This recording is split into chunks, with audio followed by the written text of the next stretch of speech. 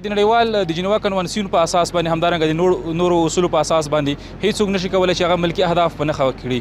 بدبختانه چې د پاکستان پوځي رژیم او وحشي رژیم هغوی هیڅ نړیوالو اصولو ته پابند نه دي، هیڅ بشري حقوقو ته پابند نه دي، هغوی هیڅ ژمنتیا د ګاونډیو حقوقو ته نه لري. په همدغه اساس باندې دوی ملکي اهداف په نښه کوي. دا داسې یو ملکي هدف ده چې هغه یعنې یو روغتیایي مرکز ده. په دغه روغتیایي مرکز کې دوی درملنې لاندې ناروغان په نښه کړي دي. یعنې هیڅ داسې کوم نظامي دلته شتون نه درلوده یا هم دلته کوم نظامي اقدامات نه ترسره کېدل. دوی راغلي دي او یوازې یو روغتي مرکز په نښه کړی چې په هغې کې ټول قربانیان چې دي هغه درملنې لاندې معتادین دي. دا خو اصلا یو بشري فاجعه ده. بشري فاجعه خو د هر نظر نه که موږ حساب کړو دا بشري فاجعه ده. یو خو دا خلک ډیسیبل خلک دي، دا په جامعه کې نورمال خلک نه وو، نو د دې وژل یو خپله یو بشري جنایت ده. او دویم دا چې د روژې په میاشت کې دا کار وشو، اخري روژې دي، اختر نږدې ده، نو په دې خاطر باندې دا یو بشري ناورین چې رامنځته شو.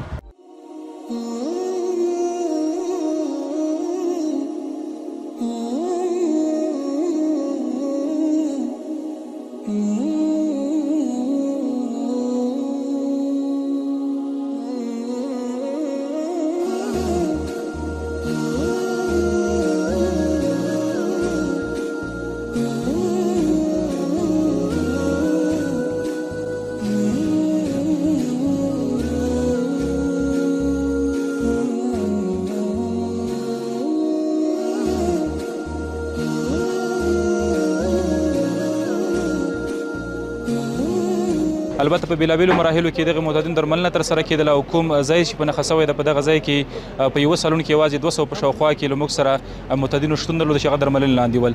په عمومي توګه باندې له موږ سره تر اوسه پورې ابتدایي ارقام چې څومره شریک سوي دي زموږ روغتیایي مراکزو ته جسدونه انتقال سوي دي. البته د ټپیانو هم ورسره څومره چې انتقال سوی دی د 250 په شاوخوا کې له موږ سره ټپیان شتون لري، همدارنګه د 400 په شاوخوا کې له موږ سره شهیدان دي.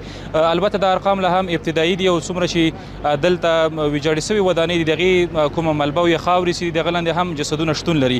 د ژغورنې ټیمونه او همدارنګه دلته د پلټنې ټیمونه لا هم بوخت دي تر څو وکولی سو چې پاتې جسدونه هم راوباسو.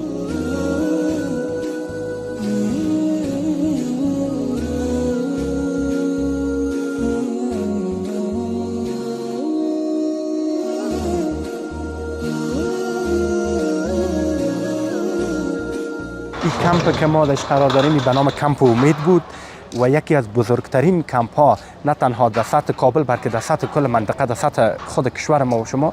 این از جمله بزرگترین کمپ هایی بود که ما در حدود 3000 نفر اینجا 3000 از مریضای ما اینجا تحت تداوی قرار داشتن و یکی از پیشرفته ترین مراکز صحی به خاطر تداوی معتادین امی کمپ بود. به این کتله که در اینجا تداوی میشه دیگه ما در افغانستان دیگه به این کتله ما شفاخانه نداریم واقعیتش و این فعلا دیگه شما خودتان بهتر میبینید که تمامش تخریب شده و از بین رفته.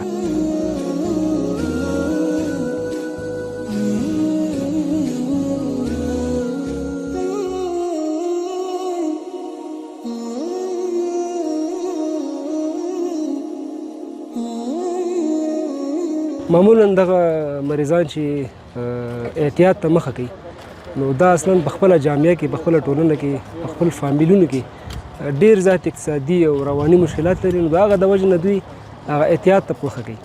نو کله چې دوی احتیاط ته مخه کوي نو د دوی بیرته هغه نورمال حالت ته راګرځېدل ژوند ته ډېر زیات ستونزمن او مشکل وي.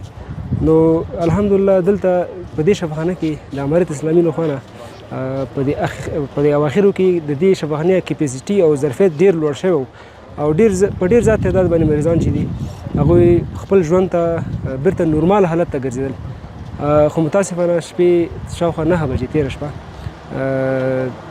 بمباري ترسره شوه او د تاسو شاوخوا شفاخانه ګورئ چې ډېر په بد وضعیت کې ده او مکمل ډول سره ویجاړه شوې ده، تخریب شوې ده او ډېر زیات تلفات لري او تر اوسه هم زخمیان وبسل کېږي، د کم ډولو لاندې زخمیان پراته دي.